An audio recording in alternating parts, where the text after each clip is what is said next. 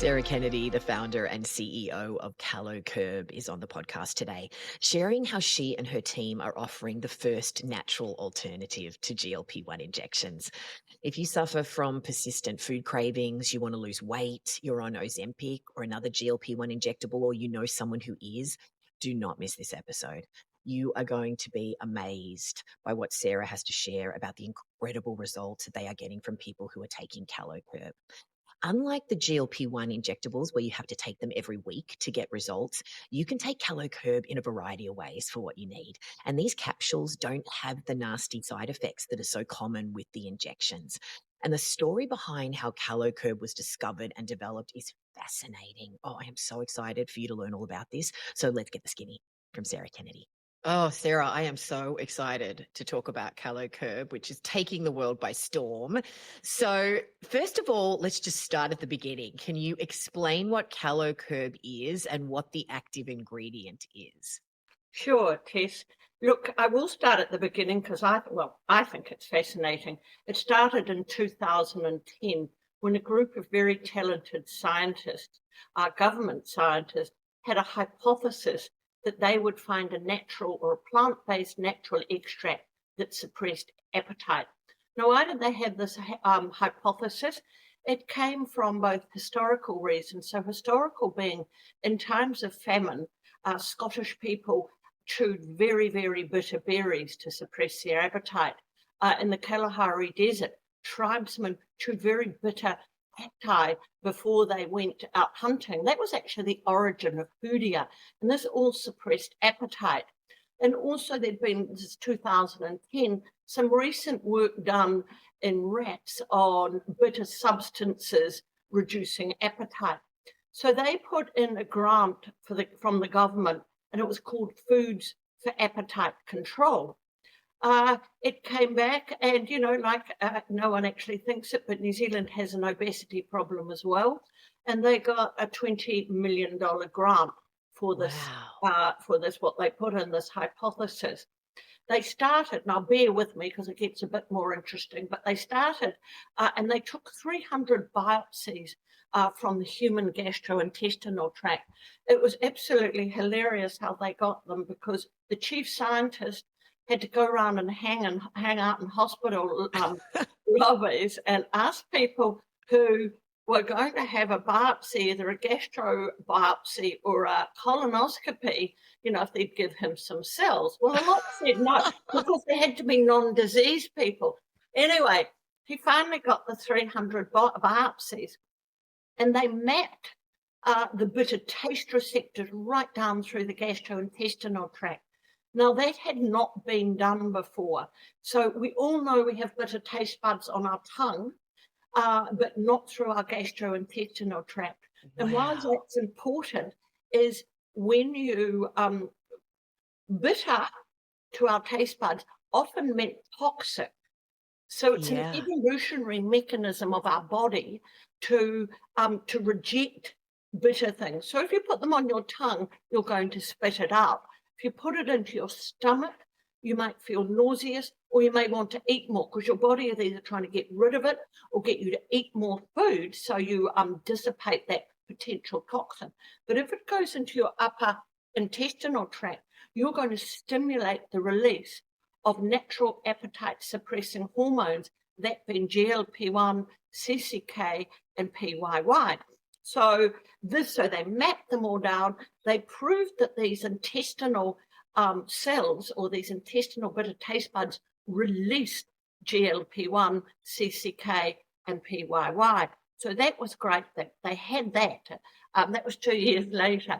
Wow. They then built a high throughput model or using these cells as endocrine model.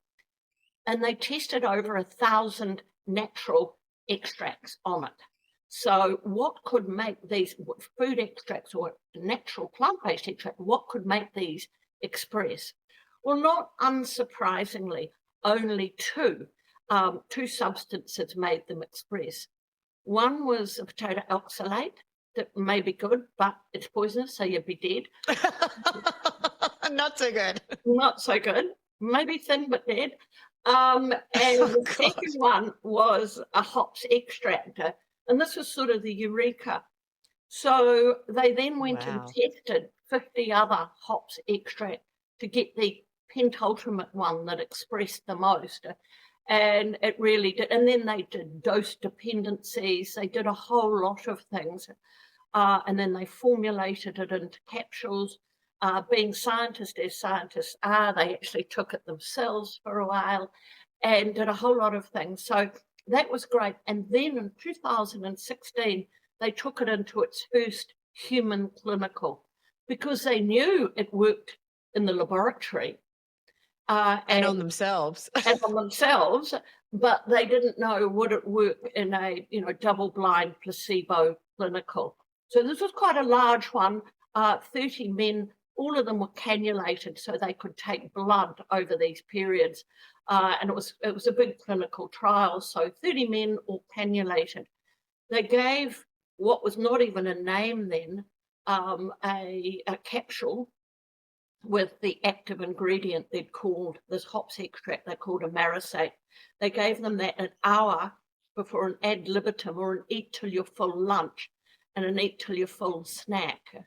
And they measured the bloods.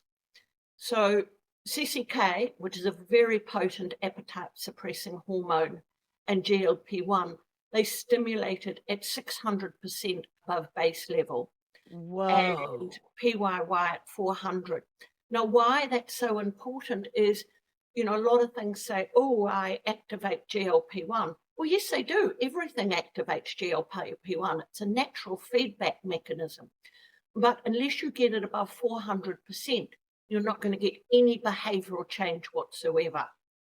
So they got these massive, massive biologically statistical elevations. And then they obviously measured calorie intake, and they got on average an 18% reduction in calorie intake. So there they had the mode of action. They knew it worked by giving this extract. They knew it worked. They knew it stimulated the appetite suppressing hormones, and they knew it reduced calories. Now you've got to remember that was in 2016. So that was long before the Ozempic Wegovy craze. Yeah. No one was talking about it then. They approached me in 2017, from my background in running companies and natural health companies and nutritional companies, and said, what would you do with it? I was so entranced by the science.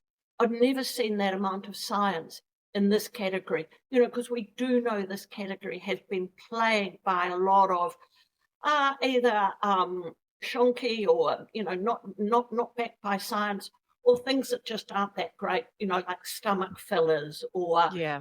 or laxatives or, even caffeinated, hyper. So we know, but this was imitating your natural physiological response. So I said, hey, I like it so much, I want it. So, then went through the process of, raising money, forming a team, doing all of that, and launching on the market in 2018. I would say, it grew well, but the understanding of people on the physiology of weight management is incredibly low. Yeah. So if you say to people, I'm stimulating your hormones or your appetite suppressing hormones that are going to tell your brain that you're full, they're like, what? You can make with my hormones? All of these types of things. So we grew. But the huge breakthrough for us was in 2021 when Wegovy was approved by the FDA for treatment of obesity. Novo Nordisk spent $1 billion on advertising. Wow. They took out 239,000 doctors to lunch and dinner. They literally, Whoa. they literally educated the market on the etiology or what is weight, what causes weight, and what is it about. And, I really thank them for that because, the doctrine that we have always lived by, where, it's exercise and diet, and you just don't have the willpower, is just wrong, wrong, wrong. And so many people have lived with this stigma and self-hatred because they lack willpower. They do. Mm. Look, that is one part of it. Willpower has got nothing to do with it. And so they educated the market. So after that, our job became easier. Wow. So I want to just drill further on the supply chain part of this now. So and also these clinical trials. So you say that the original trial was 30 men. Yeah. Then you had a clinical trial for women, correct? Because so many of the trials are just about males. And we know that the female market is absolutely huge and women want to get in on this. So I'm interested in what happened with the way that you then tested it on women. Yeah, so great. And it's probably one of the ones I'm the most proud of. We then went on and did a clinical. You always do clinicals, your first clinicals in men, because they don't have hormones. Well, they do have a few hormones, but not like so we did what we called a hunger trial, because we had the physiological, we had the mode of action, but we then had to get that, do a hunger measurement. So we did it in men first, 30 men, I think it was again. And remember, people would say these are small trials, but when you do a clinical trial, it has to be what they call powered, which means that is the amount of people you are allowed to use that will give you a statistically significant result if you're going to get one. Ethics boards would not allow you to do more. So I just want to say that, because everyone goes, oh, that's a small trial. Well, it's actually that is the amount you can use. Anyway, so 30 men, and it was a 24-hour water-only fast. And we gave Calocurb at 16 hours and 20 hours. And we measured their hunger. And we got an 80% reduction in increased hunger. So by 24 hours, they were, compared to placebo, they were 80% less hungry. So massive, because that last 8 hours of a 24-hour fast is extremely difficult. We then repeated that in females. And as I said, why females are more difficult and take a lot longer is because with 30 women, we had to line up their menstrual cycle on the exact day, same day of the week, 3 times with 30 women. Wow. And that was over COVID. So, Wow. I mean, so that's 30 women doing it 3 times on the same time in their menstrual cycle on the same day of the week. So obviously it's going to miss some, anyway, Wow. 18 months and $250,000. But I was so proud of it. Well, firstly, it showed, women aren't little men, big factor here. Second thing is women are more responsive to GLP-1. Really? Yeah, and we think there's a reason for that, but we got 100% decrease in increased hunger. So they were no more hungry at 20, this is compared to placebo, at 24 hours than they were at 16 hours. But the one that really blew me away, we got 120% decrease in craving. So they were craving less at 24 hours than they were at 16 hours. Wow. We then gave them an eat to their full meal at the end, and we got a 14.5% reduction in calorie intake, which remember was 4 hours after they'd last taken Calocurb. So it just shows the length of time it works for. So why would women be more responsive to GLP-1? Look, there are many theories, but it is thought to be a protective mechanism for women if they carry fetuses. So they're not going to eat anything toxic. So there is Right, that makes sense. mechanism. The second thing that made me very excited was not only the reduction in hunger, but craving. Craving, on average, a woman will eat 250 calories more in her luteal phase of her menstrual cycle, and up to 600 calories. So this is what we call colloquially, premenstrual. I'm feeling premenstrual. I want to eat chocolate. I want to do that.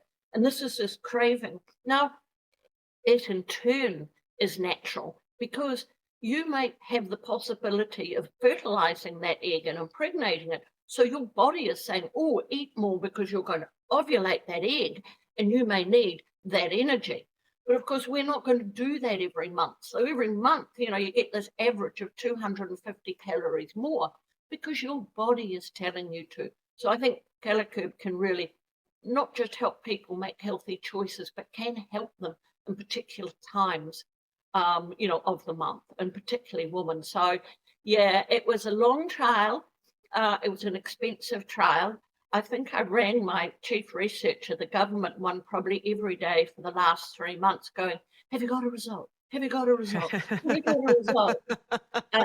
But yeah, it was worth it because it was over COVID. So that's the 3 human clinicals.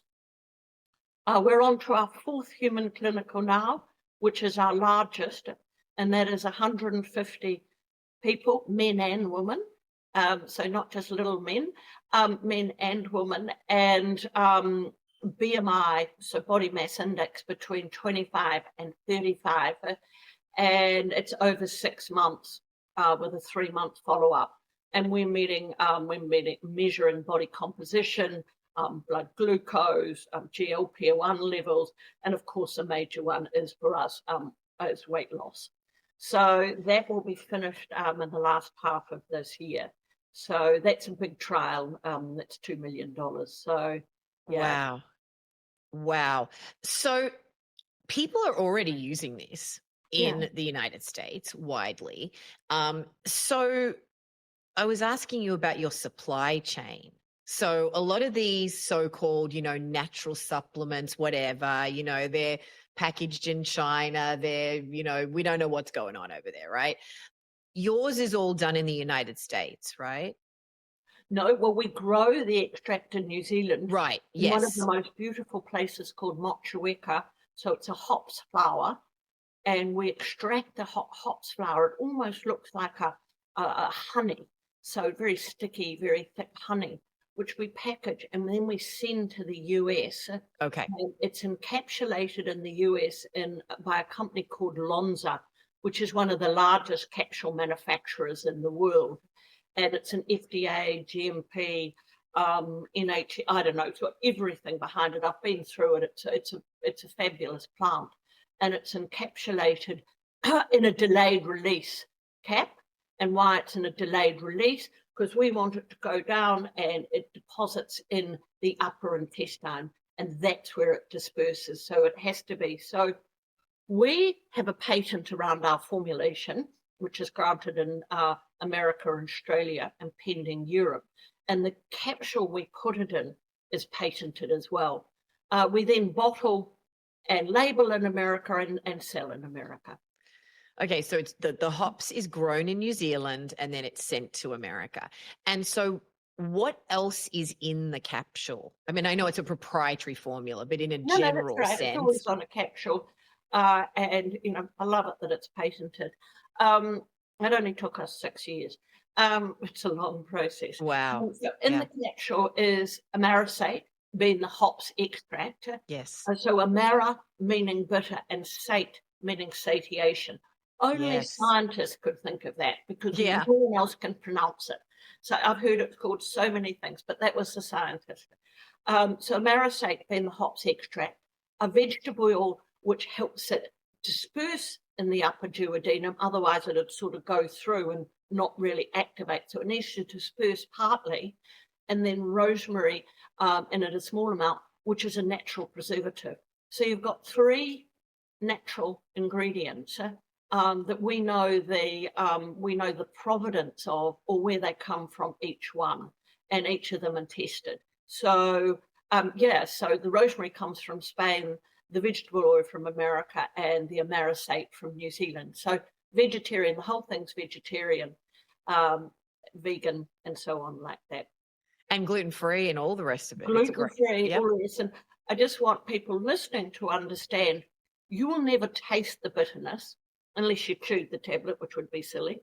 You will never taste it. What we're doing is stimulating these little taste receptors that sit in your intestinal tract, and we're stimulating it as it goes down. So you're getting this prolonged. I think the other important thing is It is targeted at the gastrointestinal tract.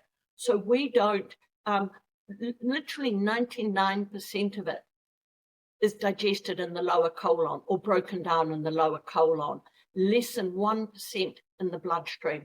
So it doesn't interfere with the liver, it doesn't interfere with the kidneys, and it won't interfere with medications. The only contraindication we would say would be if you had an inflammatory gastrointestinal, so a Crohn's disease or an IBD or something like that, because you've got an inflamed and gastrointestinal system. So you don't want to, you don't want to be doing anything to it, basically. Yeah, that makes complete sense. So how do we take it? Oh, So you were great. talking about an hour before meals. Do you have to take multiple capsules a day? What's the recommendation? How we would use it? Okay. On the label and on the box, we say take an hour before lunch and dinner, right? Two Mhm. main meals, to get your portion control, right? So that just makes it easy for people to think about it in portion control. But there are many ways to take it. I mean, I intermittent fast, and I always say because I'm lazy, it's the easiest thing for me to do. So and it just, it's just an easy thing, particularly with traveling. So I take mine at about 9 o'clock, 8 or 9 o'clock in the morning, and that sees me right through to lunchtime.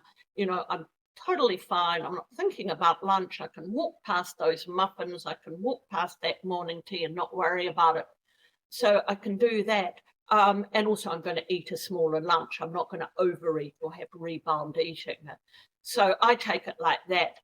For other people, like let's talk about cravings during the menstrual cycle. I would probably, when you're going to have those cravings, I'd probably take it in that week. Or I'd take it before dinner because it'll last right through and it'll stop that chocolate craving after dinner. If people are going to exercise, we say take it, an hour before you exercise, because often you'll come out of exercise and you'll be ravenously hungry, which isn't a bad thing because you've used energy and your body is saying, hey, you've used up energy, have some more. But this will we say, don't waste your workout. So it's typically 2 hours, an hour before a main meal. And just with it, we have an onboarding program because of 1 a day for 2 days and 2 a day for 2 days. And then you get up to the full dosage, which is 2 before lunch and 2 before dinner. Now, the reason we say this is that this is a biologically active product, right? So 5% of people, and we're very upfront about that, when they first take it, will get a laxative effect or a softening stool effect. And it's actually a good thing because your body's saying, hey, you're getting this increase of these hormones being released. So it's actually, you've got a functioning gut-brain axis. Yeah. 90% of people like me, you won't have anything. And maybe in that top 5%, you might need to take 3 at top dosage. But for that 90%, you sit in the middle. And it's like a pharmaceutical. Everyone has a different way they adapt to them, and that's the same as this. So we do have an onboarding program, which we always say take on an empty stomach. The reason being is you want it to go through to your upper digestive system. You don't want it to be stopped in the stomach, and take it with a glass of water. And so is this something where you do your onboarding and then you start taking it and then you work up to the full dosage, which for the typical person is 2 before lunch, 2 before dinner. So is this something that you can also take sporadically whenever you feel like it? Like, how does that work? Like for someone that's listening going, well, I don't want to be a slave to be taking 4 of those every day for the rest of my life. Tiny capsules.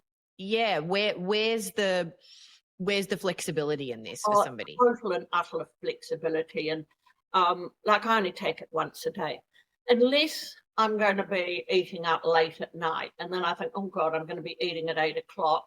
I'm traveling or something. I'll take one now so I'm not ravenous by then. But, a lot of people come in and out of it. They're going on holiday. Mind you, I think it's best time to take it on holiday. But they're going something and they're like, no, I don't want to do that. So I'm going to take my Calocurb, and it's perfect for that. So Wow. all my jeans are getting a bit tighter or something like that. So I'll you just can go on and off it and use just that. use it as a tool. So for example, if you were going on a family holiday and you actually were feeling like at your ideal weight and you didn't want to eat everything in sight on your trip to Paris for a week or something, you wanted to eat a little bit but not a ton, could I take it for that week and then maybe not take it for a few months? How does that work? Totally, totally and utterly, and that's why I say, Wow. for me, for traveling, I think it's unbelievable. Like, I travel a lot, but particularly in the US, and that's just a standby for me because, I'm on planes or I'm in airports and I'm surrounded, as you can imagine, by, not that great of food. And I'm still going to eat. I'm just not going to eat as much. I think that's the point. You're not going to go, oh, I Yes. hate food. You're not going to do that because we are compared to a synthetic, right? And we can talk about that. Compared to a synthetic injectable, that you are at a high level of GLP-1 for 24 hours a day for 7 days. Mm. Remember, we work for 6 hours and we stimulate GLP-1 when you need it. That's either to suppress your hunger or to eat less. And we follow the body's normal rhythm of it. So yeah, absolutely. And that's the fabulous. We do have people, lots of people who have been on it for years, and it's their I hate to say it's their multivitamin, but it's their multivitamin for the modern world. Well, Because and it's also just a tool in a greater toolkit. It's just one tool in a toolkit. I love this. How would you compare yourself to some other things that have gained a lot of traction in the market, like berberine and things like that? Like, how would you compare to something somebody else might have been taking? sure, berberine does nothing to GLP-1. Okay, let's get that straight.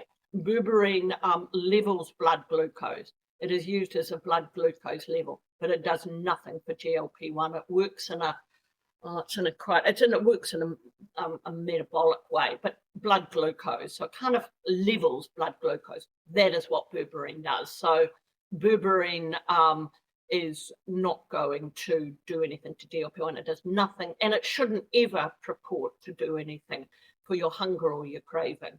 And thank you so much for clarifying that, because there's so much misinformation about all of this stuff, and you see it online, your neighbor might be taking it. Oh yeah, I'm doing this as an appetite suppressant, da, da, da, da. And all the correct information gets lost along the way. So I do want to dive into what you were just touching upon, the difference between GLP-1 agonist injections and Calocurb, and just the differing science and the way that it is administered, the way that it's released in the body. I'd love to just really clear up some misinformation about all of that as well. Because, we're now learning that these agonist injections are dose dependent, and that people are taking it at these extremely elevated dosages, and that actually now they're having more success microdosing and bringing the dosages down. And I know that you're watching this space so closely. So talk us through that. Yeah, well, let me first tell you about the difference. So an injectable, a GLP-1 injectable, or a GLP-1 receptor agonist, they're called, they are a synthetic. They have copied our natural GLP-1, right? And they've copied it, and they've changed one molecule so it lasts for 7 days in the body. Normally, your GLP-1 would last for 2 minutes, right?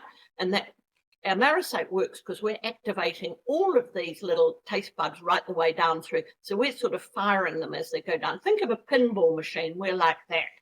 A synthetic's injecting it into you, so it's in your bloodstream. We are in the intestinal tract and we're stimulating that. But it is high for 7 days.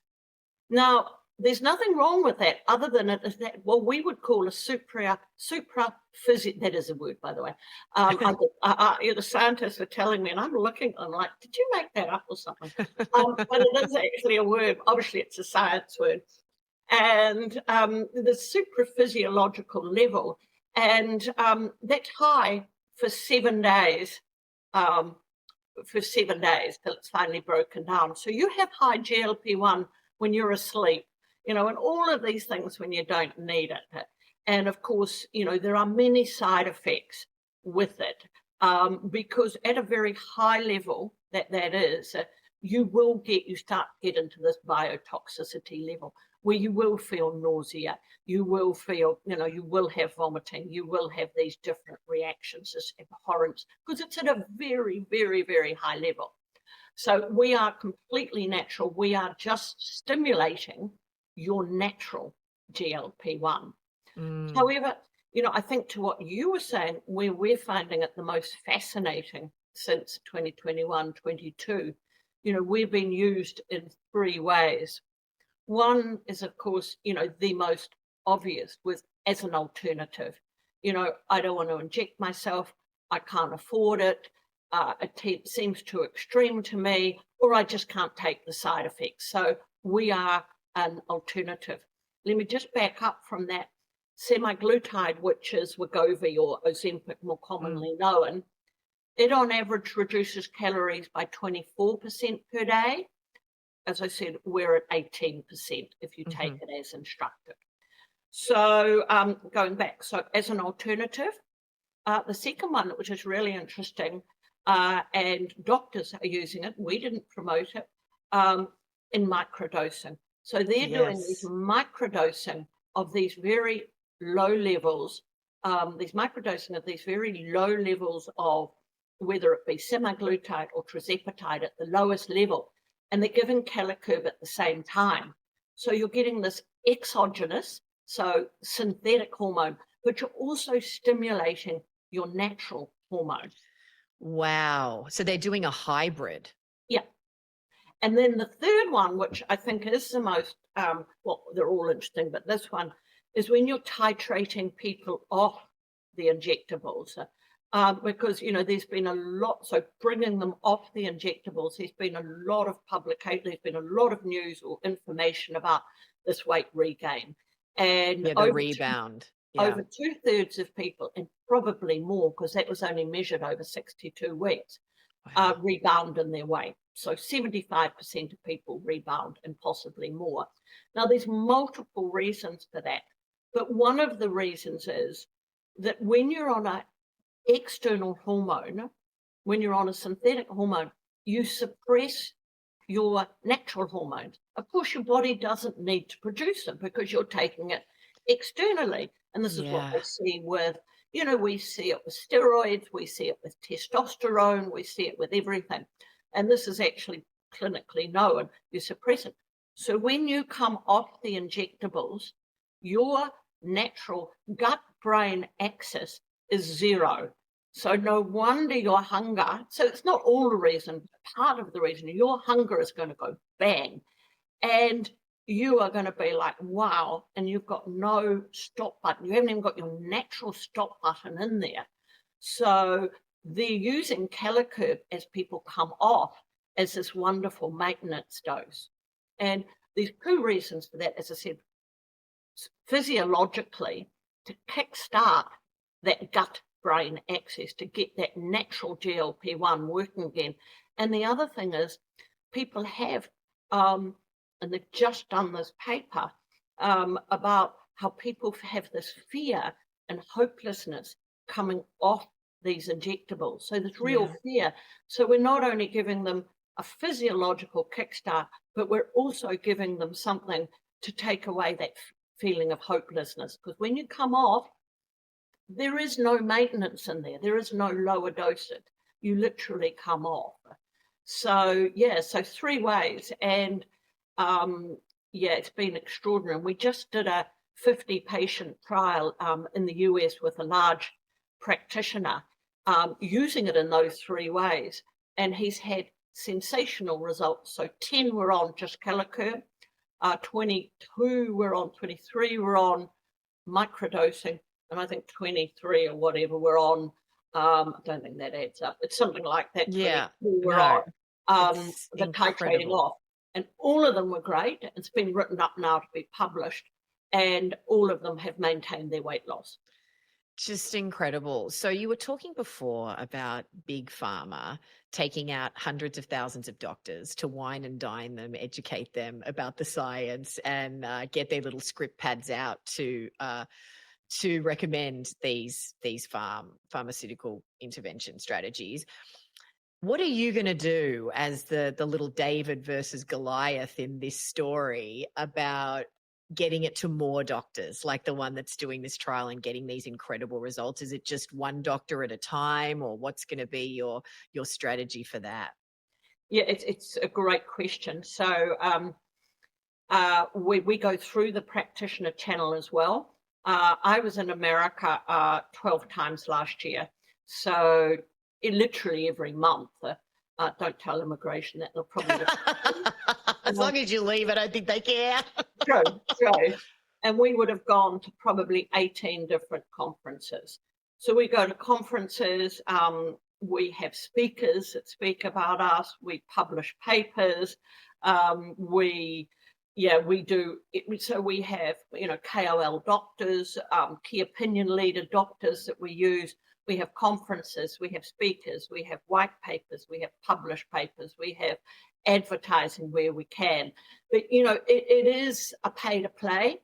Yeah. We are doing our Series A round at the moment, which is accelerating, but so raising more money, which is accelerating but terrifying at the same time.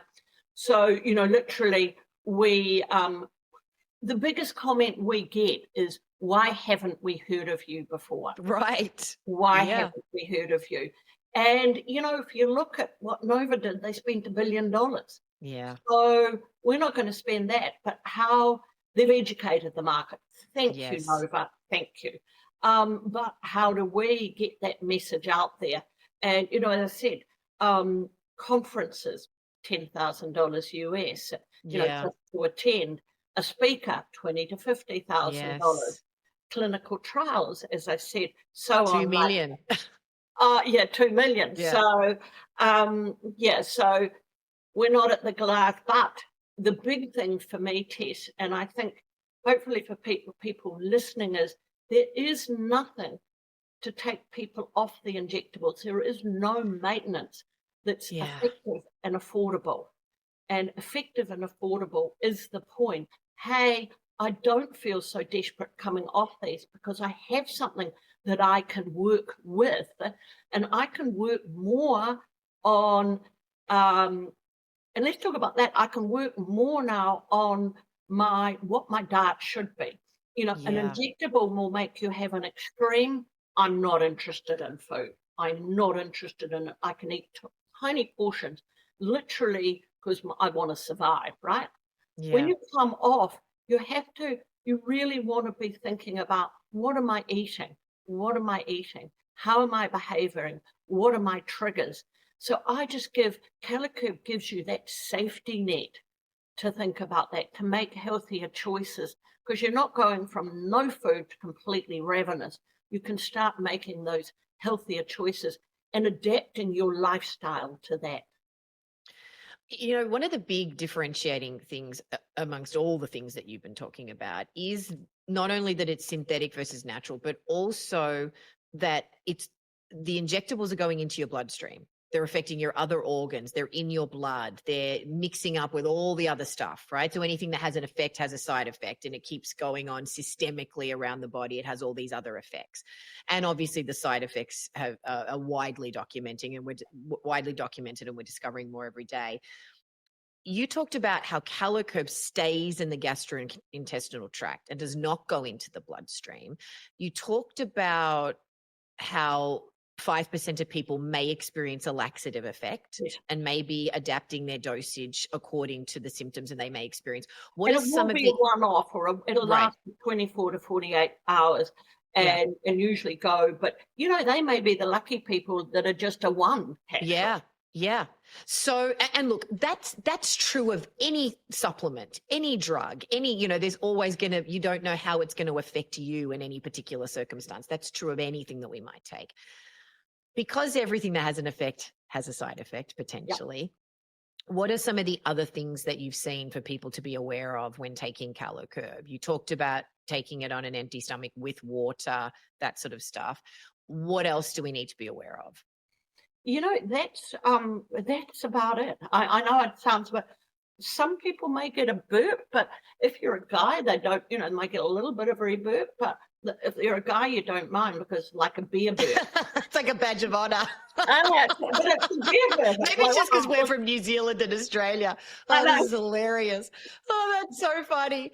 That's so funny. So you have not had any other documented side effects so far, other than those handful of what I would consider fairly innocuous things? Yeah, if you Google it, we had one purported allergic reaction in 2018.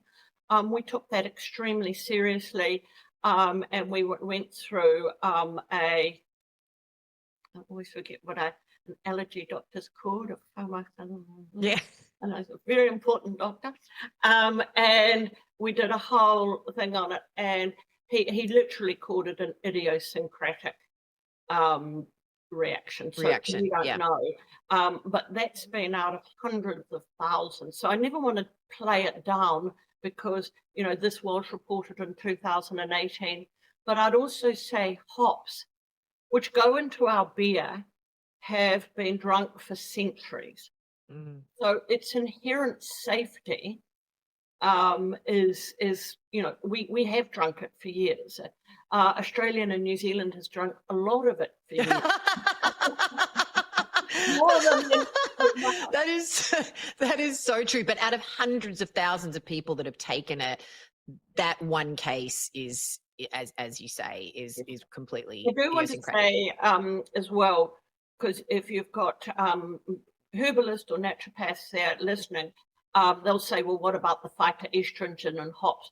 Using CO2 or carbon dioxide supercritical extraction, you remove all of the organic material. So you have no organic material. You are left with the alpha and beta acids plus a small amount of essential acids. So the alpha and beta acids give you the bittering in beer, and the essential oils, which are tiny, give you that flavoring in beer. So no organic material and no phytoestrogens. I love that you're anticipating the questions that we're going to get. I love it. You've got this down, baby. You're like anticipating what I'm going to ask next. So it's available in the US. It's available in New Zealand. It's about to be available in Australia. And you just alluded to being available in Europe next. So what are you looking at in terms of the timeline for Europeans being able to access this? Well, we're doing a trial in the UK, literally starting in March. So that's a trial there, and we have our TGA and Austell approval in Australia. So we're looking at the second half. It is available in Australia through New Zealand. It's just a slightly longer postage, but we have our regulatory approval in Australia, and we are getting our regulations in Canada. But so exciting. So when will it be available in Canada, do you anticipate? Oh, listen, I talked to the regulatory consultants the other day, and one that an application they'd put in a couple of weeks before us had just had some feedback. So I'm literally hoping any week now. Wow. Incredible. Well, Canadian practitioners and Canadians are asking us the whole time because, it goes across the border and then it gets stopped and then a whole lot of things like that. So it's so much harder. And we'll be able to distribute then, from Canada. I mean, obviously different labeling and so on like that, but, we have different labeling in every jurisdiction. Yeah, look, I just love the testing that's already gone into this and will continue to go into this, and just the integrity with which you're navigating this entire space. So I know that this is personal for you, Sarah. So you have been using Calocurb in your personal life. This is very much your baby. You believe in the science of this so much, and you've been using it in your daily life. And you've been very open about how using Calocurb has changed your relationship with food. So can you take me inside of that and what you hope for other people now using Calocurb? I think, a founder always has a story behind it, because to start any company, you have to be literally insane or certifiable. And so, why And I think because I had struggled with food since I was put on my first diet, I think, when I was 10. And so I've struggled with food my whole life. And I'd say it's this love hate relationship. You know, you love it, you hate it. Binging, yo yo dieting. And it's this absolute, yeah, love and hate. And obviously, when I saw this, I loved the science. But and I started taking it, but I can honestly say I am at peace with food now. Absolutely at peace. I like it. It's great. I can eat it. I just don't eat as much. So gone of those dreadful, yeah, it's just, it's I'm at peace. And so many people say to me, we take the noise out of their head. I think it's just even a bit more than that. And you talk to so many people, and it doesn't just have to be women, it's men as well. And they can repeat this love-hate relationship. And just to be able to take that away and feel at peace, like, I can walk past that muffin, or I don't have to grab it and eat it all down and then hate myself for it. Even if I do want it, I maybe only have half of it or a quarter of it. So yeah. Yeah, it's I liked what you were saying earlier in our conversation about willpower, that it goes beyond that. And for so many years, you were just sort of told, well, you don't have any willpower, you're weak, or you're just greedy or whatever it is. And now we know that it goes well beyond that. And as you point out, the millions and millions of dollars that went into research by these pharmaceutical companies has been a gift to educate us about GLP-1 and these other hormones that affect our hunger and satiety and affect our ability to process sugar and metabolize, and just focusing on metabolic health, this And the conversation stigma that around is that. around this lack of willpower. And, Yeah. let's go down, just very quickly go down to why it is. It's evolution, right? We talked about bitterness and evolution, but evolution, our hunger is controlled by our hindbrain. So when you decrease your calories by 25%, your hunger actually doubles over 4 months. Now, that was an evolutionary trait that made us get out of the caves. Otherwise, we'd all be lying there going, yeah, you know what, it's a bit cold. Oh, you know what, it's raining. I don't want to go outside now. You know what, I'm okay. It's saying your body or your hindbrain is saying, you get out there, you hunt for food, because you could be going into a famine. And your body or your physiology fights to keep that metabolic state and where it is. So, when you try and diet and you reduce that calories, your hindbrain is sending these signals for you to eat. And you just need stress, hormones, alcohol, anything like that. And that forebrain just literally topples off, and off you go. You're off. How many times, well, I don't know, but I know for me, how many times have you eaten hot chips late at night? More times than I'd like to admit, but if there was an hour left on earth, I'd spend some of it eating French fries, let me tell you. Well, that's the thing. So I'm saying, that is your hindbrain going, woohoo, I'm off now. I've got you, forebrain, because you've been weakened and I'm off. And here's those hot chips. So, yeah, this can help quieten that noise, but I'll go back to it. We are just a tool in a toolkit. You have to think about everything and forgive yourself sometimes, but think about, we are there just to assist you to make healthier choices.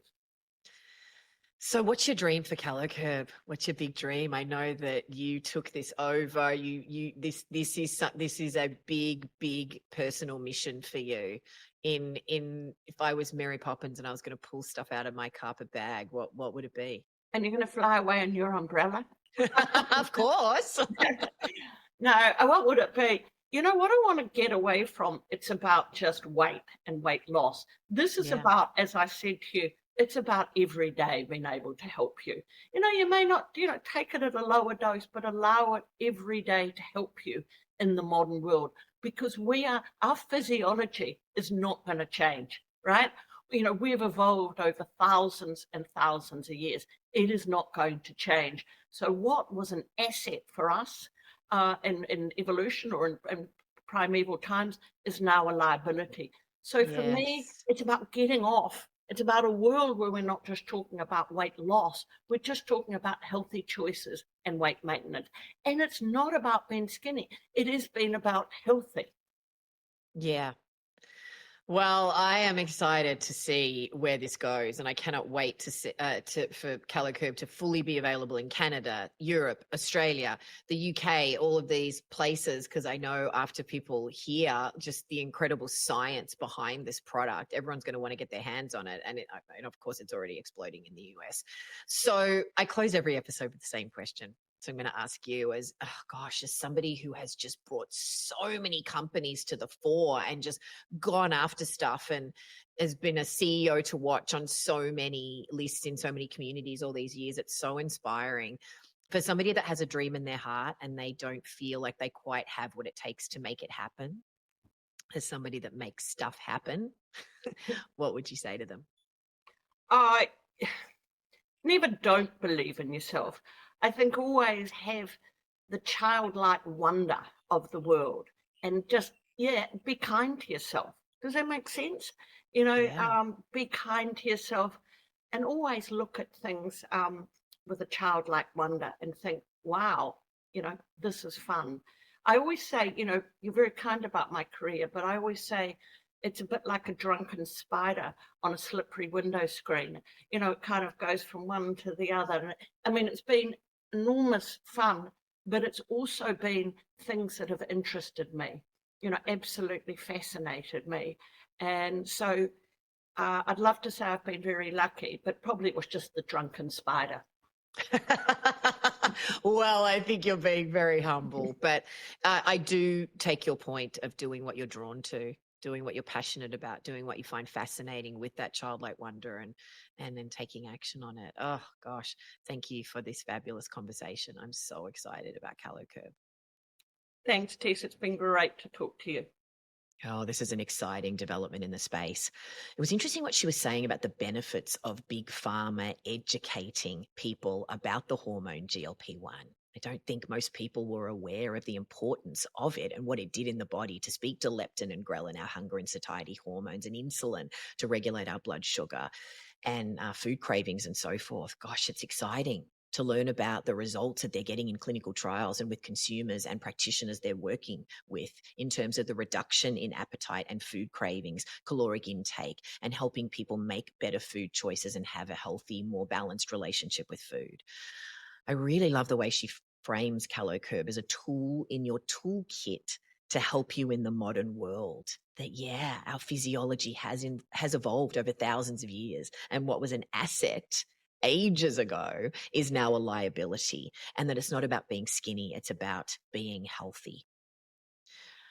Gosh, we got some really clear information about the difference between natural GLP-1 production in the body, the synthetic injectables, and Calocurb being a natural alternative that the natural GLP-1 that we produce in our gut and in other parts of our body lasts about 2 minutes in the body. And with a GLP-1 injectable, the synthetic, they've copied natural GLP-1 and changed one molecule. So it lasts 7 days in the body before it's broken down. And it gets injected, goes into your bloodstream, and then you have high levels of GLP-1 sitting in your body 24 hours a day, even when you're sleeping and you don't need it. So that's how people, when they're injecting at these high dosages, are getting this toxicity and it's causing a lot of these adverse symptoms.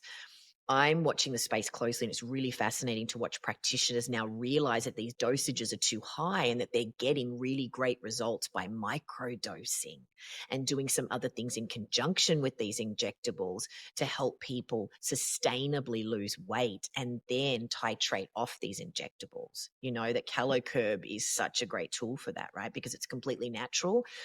It was interesting to hear about the difference, right? That they're activating those bitter taste buds in your gastrointestinal tract. Fascinating stuff, like, and it just ding ding ding like a pinball machine to stimulate your natural GLP-1 production. That 99% of Calocurb is digested in the lower colon and less than 1% in the bloodstream. So it doesn't interfere with your liver and your kidneys, other medications. Oh gosh, it was so exciting to learn about the different ways that you can use it. Like unlike the injectables where you have to take it every week, And most people have to stay on it or they get the rebound effect, that you can just take it when you want it for what you need. So some people are taking a half dose, 1 capsule before breakfast, lunch, and dinner. Some people are doing a whole dose, 2 capsules, to control portions and prevent cravings. So that would be really helpful, after dinner, right? Some people are taking it in the morning to prevent those mid-morning cravings. Women are taking it when they've got the cravings during their menstrual cycle. Other people are taking it before exercising to prevent overeating and feeling ravenously hungry post-workout. Gosh, it was fascinating to learn that women are more responsive to GLP-1 and just recognizing our physiology because of our menstrual cycle. Oh, gosh. I just love the flexibility, that you can just take it when you want. And, when she talked about taking it when you're traveling, if you to stop yourself from binging on things too much and stuff like that, that it really is incredibly versatile, right? And you can sort of take what you like and leave the rest. So just to recap, the 3 ways you can use it. So people are using it as a natural alternative to Ozempic and other injectables. If you don't want to take it, the second way is that they're microdosing, like we talked about, to get that effect from the synthetic hormone, and then also stimulating your natural GLP-1 hormone at the same time. And then the third way is they're using Calocurb to help people titrate off the injectables so that they don't get that rebound weight gain that over 2/3 of people are experiencing right now. Wow. I mean, gosh, again, when she was talking about how the synthetic hormone suppresses your natural production, right? And that gut brain axis pretty much goes down to 0. So that stop button isn't there anymore. That was a really good way of explaining it, right? And how the Calocurb sort of kickstarts that process again, that natural production. And so you have that maintenance backup product that gives you the psychological kickstart and the physiological kickstart. That was really interesting when she was saying that, because I'd never really thought about that, the shame and the guilt and the stigma of, oh, well, I lost it and then I put it back on again. And oh gosh, that really, really touched my heart thinking about that. So if you're struggling with that yo-yo dieting and that weight gain and weight loss, this might be something that you want to check out. I really appreciated that she shared her personal experience with it and how she had struggled with weight and that yo-yo dieting her entire life. And this has given her freedom to feel more in control and at peace with her relationship with food. Wow, it's amazing. So Sarah and her team have given us a coupon code for the next month. So you can go to calocurb.com. You can also, to the United States website, you can also go to the New Zealand website if you're in New Zealand and Australia, and get 10% off Calocurb using the coupon code TM10. Oh, please leave a review and share in the Facebook group what resonated with you. I'd love to hear about your relationship with food. What are you struggling with? What prevents you from making better choices? What are the blocks there? And what are you doing to get past it? I just find this stuff really, really fascinating. So yeah, I can't wait to hear what you think. I want to hear about your It Has to Be Me story. So head on over to ithastobeme.com/stories to share it in our free community. You can also join the conversations we're having about this episode and others. I'm Tess Masters. Join me next week and we'll dive inside another great story to help us go from dreaming to doing.